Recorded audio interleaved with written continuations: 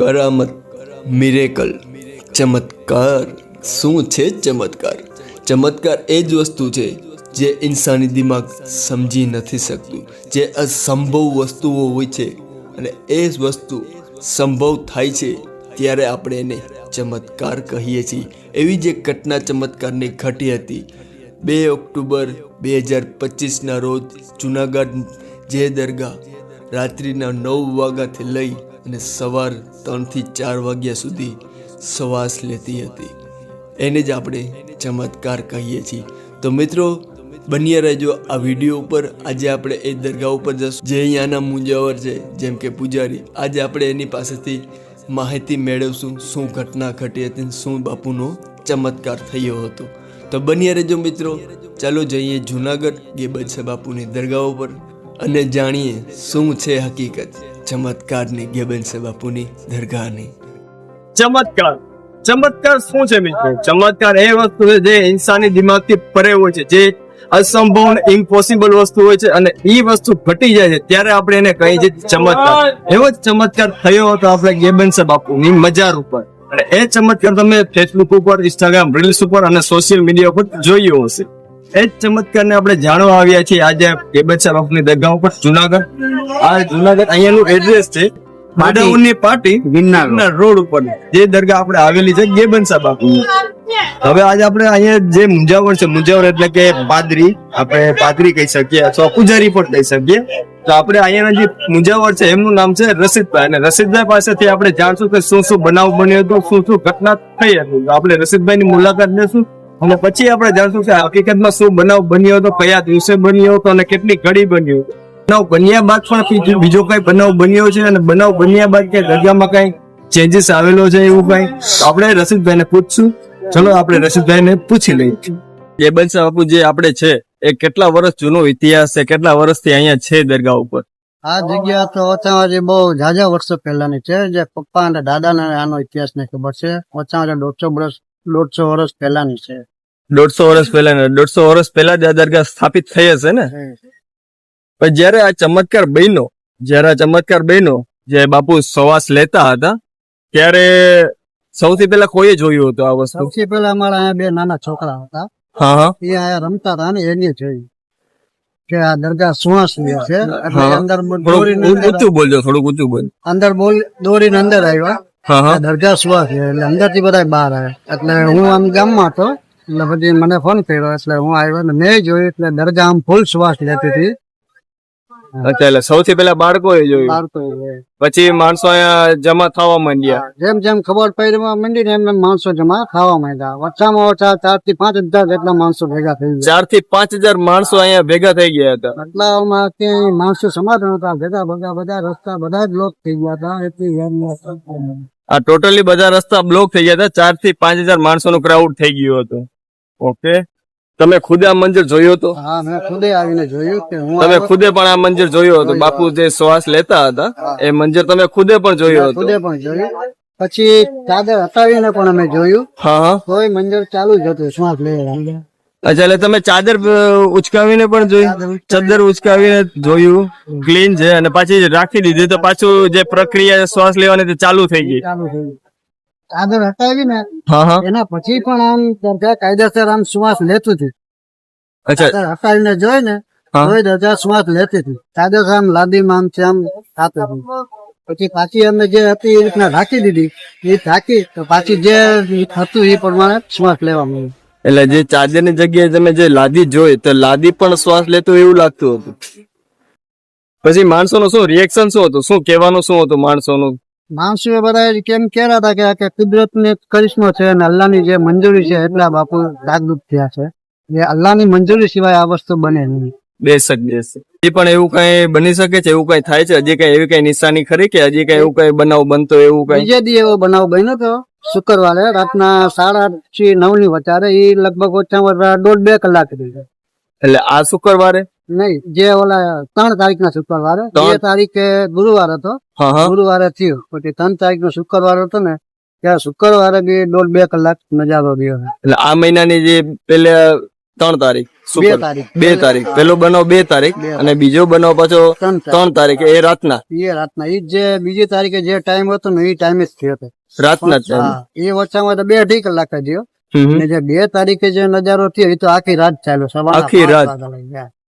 તો તમને શું લાગે કે અલ્લાહ તરફથી એક કરામત જ હોય એવું જ લાગે છે કે અલ્લાહની એક કરામત ને અલ્લાહ એને રજા દીધી ને એની આ ચમત્કાર દેખાય. તમને જ દેખાડો બીજા લોકોને બધાને બધે દેખાય. અલ્લાહની રજા સિવાય પીર ઓલિયા જાગે નહીં. અલ્લાહની રજા હોય તો જ પીર ઓલિયા નજારો દેખાય શકે. અને તમને એવું લાગે કે દરગાહમાં જે આ બનાવ બન્યો 2-3 તારીખ 2 બનાવ બન્યા એની પેલા ક્યારે એવું બનાવ બનેલો હતો? ને એની પેલા કોઈ દી આ બનાવ નથી બન્યો. અમે આટલા વર્ષ થયા, દાદા પપ્પા હું, મારી ઉંમરે 54 વર્ષ થઈ ગઈ, પણ આટલા ટાઈમમાં કોઈ દી આ નજારો નતો જોયો. આ પહેલી વાર આ નજારો જોયો. પહેલી વાર જ એવો બનાવ બન્યો. અને એ બનાવ બન્યા પછી કઈ દરગાહમાં એવું કઈ અલગ વસ્તુ થઈ ખરી કે કઈ દરગાહમાં કઈ બદલાવ આવ્યો હોય કે એવું કઈ લાગ્યું તમને કે બદલાવ કઈ આવી ગયો? બદલાવમાં એમ છે કે અત્યારે જાગૃત થયા પછી માણસોની આવક વધી ગઈ છે. માણસોના જ વિશ્વાસ આવી ગયો કે બાપુ જાગ્યા છે, એટલે એ બદલાવ છે કે માણસોની આવક 24 કલાક દીવો ચાલુ રહે, અગરબત્તી ચાલુ રહે, ફૂલ રહે. આ ચાદરો ઓછામાં ઓછી આજની તારીખમાં 4 ચાદર બદલી છે. 2 તારીખ થી હમણાં લગીમાં ઓછામાં ઓછી 10 થી 15 ચાદર ચડાવી એટલે શ્રદ્ધાળુનો જે ઈમાન હતો એ થોડોક વધી ગયો અને શ્રદ્ધાળુ પણ થોડા વધવા લાગ્યા. અને શ્રદ્ધાળુ કઈ નિયત થી આવે છે કે એના જે કઈ કામ જેદી જે આ નજારો થયો, જે કામ અટકાતા હોય કે તકલીફ હોય એ બાપુ પાસે માંગ્યો એટલે એ લોકોની બધું પૂરું થઈ ગયું. એટલે આજની તારીખમાં ચાદર લઈને આવે છે, ફૂલ લઈને આવે છે, નારિયેલ લઈને આવે છે, તેલ દઈ જાય છે. એક ચાદર તો હમણાં જ દઈ ગયા. એને મેં કીધું કે કાલે ચડાવીશ, કારણ કે અત્યારે જ હમણાં એક ચાદર દઈ ગઈ. ચાદર નવી જ છે બાપુ? નવી જ હમણાં જ છે. આજની તારીખ ની જ છે. 1 2 3 3 ના 4 આજની તારીખ ની જ છે. ત્યાં શ્રદ્ધાળુ નામ ફૂલ એમ વિશ્વાસ છે કે હવે બાપુ જાગ્યા. અને હવે બાપુ જાગી ઉઠ્યા છે. જાગી ઉઠ્યા અને બાપુ એ લગભગ ના કામ થઈ ગયા છે એટલે આ શ્રદ્ધાળુ ઊંચી પતી આવે.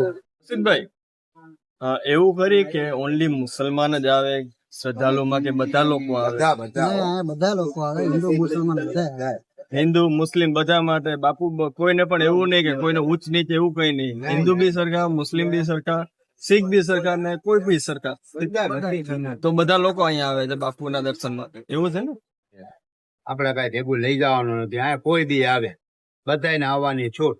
એવું કઈ ખરી બાપુ માટે? એવું કઈ કે અહીંયા આવો તો શ્રદ્ધાળુ માની લો કોઈ શ્રદ્ધાળુ છે, મારે આવું છે બાપુ કઈ, તો કઈ એવું લઈ આવવાનું કે એવું કઈ પૈસા કે એવું કઈ કે જે દિલ થી દેવું એ દેવાનું? ના એવું કઈ ના. શ્રદ્ધાળુ આવે એના મનથી આવે, જે કઈ આવે ફૂલ લઈને આવે નાળે, પણ કોઈને કઈ ફરમાઈશ નહીં દેવાની કે આ વસ્તુ લઈને આવો કે ઓલું વસ્તુ લઈને આવો. એના મનથી જે કઈ લઈને આવી જાય ફૂલ લઈને આવે અથવા નારિયેલ લઈને આવે એવું બધું. એવું કઈ રોકડા હોય તો ઓલી ન્યાજની પેટી રાખી, જેને દિલ થી દેવું હોય તો ની વાત.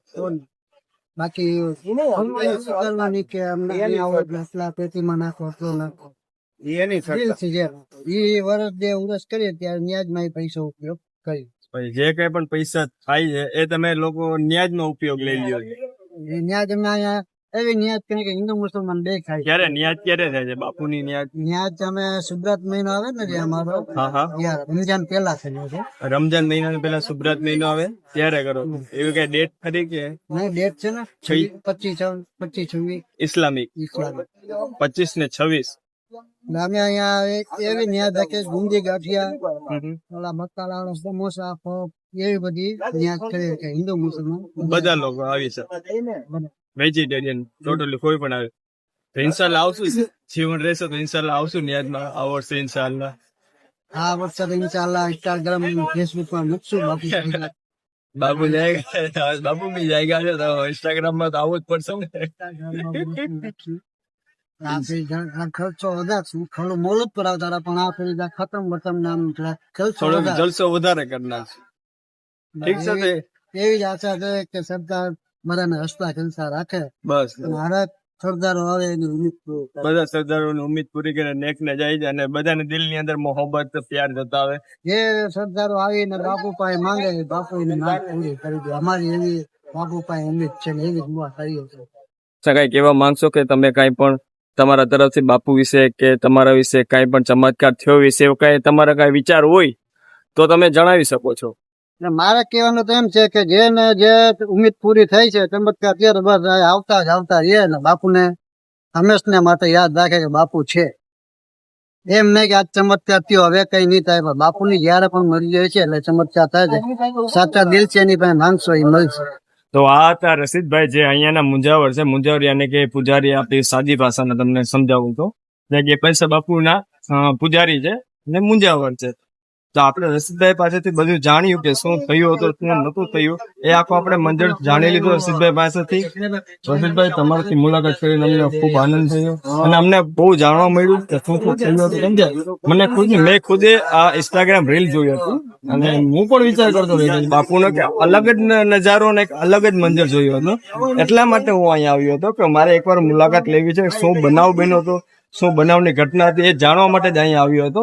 રસીદભાઈ દિલ ખુશ થાય એવી વસ્તુ જણાવી દીધી. તો ખૂબ ખૂબ ધન્યવાદ રસીદભાઈ તમારો. અલ્લાહ સલામતો આ બધું સાથ રાખે, દુનિયાનો કોઈ ગમ ના દે સિવાય જને હુસેન. ચલો ગાઈસ, પછી મળશું. Bye bye.